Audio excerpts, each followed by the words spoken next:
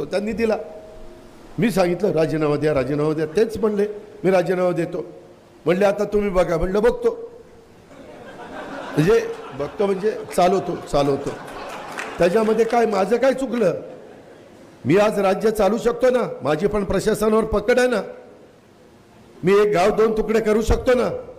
एखादं काम हातामध्ये घेतलं तर खणखणीत वाजून काम करून दाखवतो, असा लेचापेचा नाही आहे. आणि त्याकरता हे लक्षात घ्या ना. अहो तुम्ही आम्ही पण उद्या बघा 7 तारीख होऊ द्या. आता काहींचं 13 तारखेला आहे मतदान म्हणून थांबतील.